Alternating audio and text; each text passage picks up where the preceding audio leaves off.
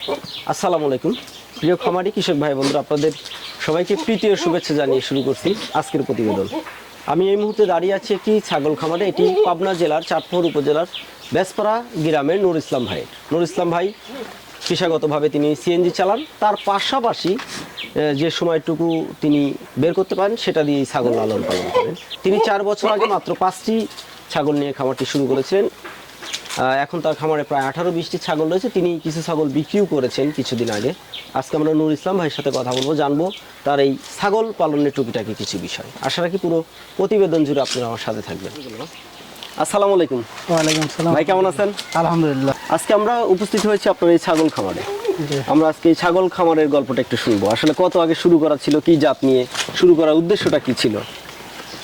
আসলে প্রথম শখের বসাই শুরু করা আর কি, তারপরে একটু মনে হলো যে এগুলো লাভের ব্যবসা, পরবর্তীতে ধীরে ধীরে বাণিজ্য আকারে শুরু করছি আর কি। এই ছাগল লালন পালনে আশা ছিল কত আগে? প্রায় 4 বছর।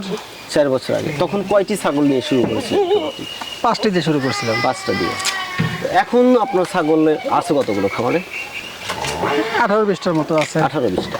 তো এখানে যে ছাগলগুলো রয়েছে এগুলো কি জাতের?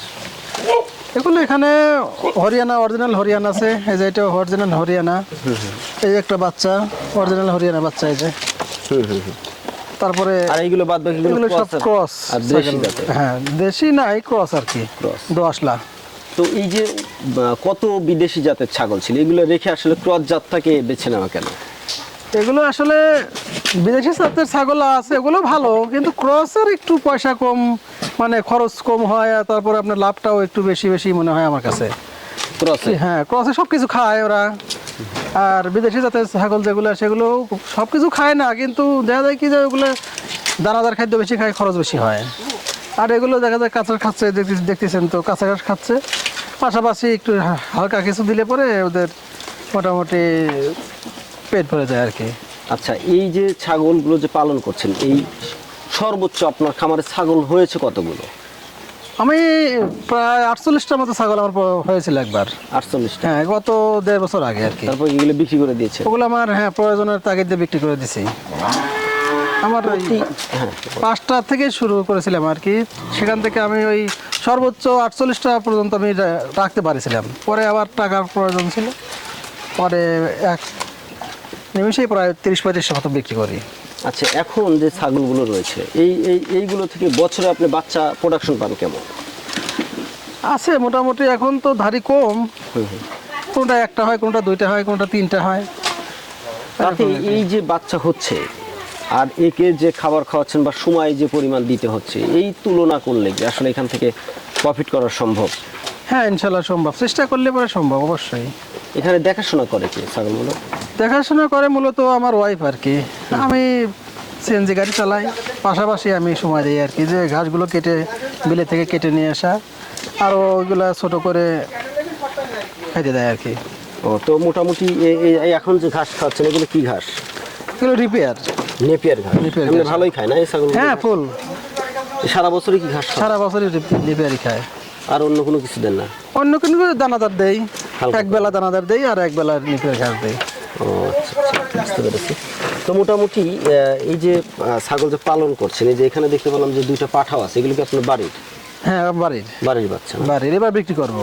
মোটামুটি এই শুধু কি আপনি এখানে রেখেই পালন করেন নাকি মাঠে বিলে নিয়ে যান? না, আমি এখানে রেখেই পালন করি।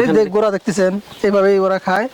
সকালে ওই গমের ভুসি আছে, আপনার মসুরের গাছের যে ভুসিটা, ওগুলো ওই ঘরে কিনে রাখা আছে, ওগুলো সকালে দিয়ে দানাদার দিয়ে মিক্সার করে দিয়ে ও গুঁড়ায় ঢেলে দিলে খায়। তাতে খরচ কেমন হয় এই যে 18-20টা ছাগল পালনে আপনার প্রতিদিন? খরচ আহামরি কিছু না, যদি কাঁচা ঘাস থাকে তাহলে তেমন খরচ হয় না, হয়তো পার পিস 10-12 টাকা খরচ হয়। তা আপনি কি বলে মনে করেন যে আসলে ছাগল লালন পালন করলে কাঁচা ঘাস রাখা আসলেই? হ্যাঁ, জরুরি, এটা প্রয়োজন। মানে আপনার লাভ করতে গেলে কাঁচা ঘাস থাকাই লাগবে, কাঁচা ঘাস থাকতে হবে। আর এখানে যে লাভ, যে খাবারের দাম, সেই হিসেব করলে আসলে কর্মচারী দিয়েও তো অনেকে কর্মচারী দিয়ে সেটা অনেক বড় আকার করতে হবে। এই সামান্য এই 20টা-22টা ছাগল দিয়ে তো কর্মচারী দিয়ে পোষাবে না। তো মোটামুটি এই রোগ বালাই কেমন হয় ছাগলগুলোর সাধারণত? রোগ বালাই সাধারণত ওই ঠান্ডার একটা সমস্যা থাকে, মাঝে মধ্যে দেখা যায় যে আমার আল্লাহ দিল তেমন প্রবলেম হয় না, ওই একটু একটা নাকে একটু পানি দেখলে একটা আমি আবার হোমিও খাওয়াই, হোমিও খাওয়াই একটু রেখে দেওয়া আছে, নিয়ে আসা আছে, ওই একটু খাওয়াই দিলে, কয়েক ফোঁটা খাওয়াই দিলে সে ঠিক হয়ে যায়। আর এমনি ভ্যাকসিনেশন এগুলো করেন? হ্যাঁ, ভ্যাকসিন আপনার ওই পিপিআর ভ্যাকসিনটা করা হয়, পিপিআর আর ওই যে খুরা রোগের যে ভ্যাকসিনটা এগুলো করা হয়। তো তাতে এই যে বাড়ির সকল কাজের পাশাপাশি এখানে অবসর কিছু সময় দিয়ে প্রতি বাৎসরিক আপনার লাভের পরিমাণটা কি পরিমাণ দাঁড়ায়, কখনো কি হিসেব করেছেন? আসলে ওইভাবে হিসাব করা হয় না, ওই যখন একসাথে অনেকগুলো বিক্রি করি তখন অনেকগুলো টাকা পাই এই আর কি, কিন্তু আমি যে প্রতি বছরটা বছর হিসাব করা ওইরকম হিসাব আমি করি না। যে এখন এই যে বললাম তো, আমি যে গত 1.5 বছর আগে 30-35টা ছাগল বিক্রি করেছিলাম, পরে 3 লাখ 3.5 লাখ টাকার মতো আমি বিক্রি করেছিলাম, ওই টাকাগুলো আমি একসাথে পাইছি আর কি। এরকম তাছাড়া এমনি প্রয়োজন হলে পরে একটা প্রয়োজন হচ্ছে আমি একটা নিয়ে হাটে নিজে বিক্রি করতেছি, এগুলো এরকম অনেক করছি আর কি। এই যে দুটো পাঠা দেখলাম, এটা তো আপনার বাড়ির, এগুলো বয়স কেমন? এগুলো বয়স, এটা হচ্ছে 2 দাঁত, এর বয়স মোটামুটি 14 মাসের মতো। আর ওটা? ওইটা হলো 4 দাঁত, ওর বয়স 16 মাস 18 মাসের মতো হবে আর কি। এখন এই দুইটা পাঠা ছাগল বিক্রি করলে তো আপনি এখান থেকে ভালো একটা অ্যামাউন্ট চলে আসে। হ্যাঁ, ইনশাল্লাহ আশা করা যায় এটা এমন পাওয়া যাবে আর কি। আচ্ছা, যদি নতুন উদ্যোক্তারা ছাগল লালন পালনে আসতে চায় তাহলে তাদের উদ্দেশ্যে আপনার কি পরামর্শ থাকবে? পরামর্শ একটাই থাকবে, সেটা হচ্ছে যে যদি নতুন উদ্যোক্তা হয় তাহলে তাকে জানাশোনার জন্য প্রথমে দোআঁশ জাতের ছাগল কিনতে হবে, আর তারপর তার যদি ইচ্ছার উপরে সে যদি মনে চায় যে হচ্ছে ভালো জাতের ছাগল কিনবে, হরিয়ানা আছে, তোতা আছে, সে কিনতে পারে, কিন্তু আগে জানতে হবে, শিখতে হবে, তারপরে ভালো জাতের মধ্যে গেলে আমার মনে হয় ভালো হয়। ঠিক আছে নুর ইসলাম ভাই, আজকে কথা বললাম আপনার সাথে, আজকে আপনি আমাদের সময় দিলেন, এই সময় দেওয়ার জন্য আপনাকে ধন্যবাদ, ভালো থাকবেন। আপনাকে ধন্যবাদ, ভালো থাকবেন, আসসালামু আলাইকুম।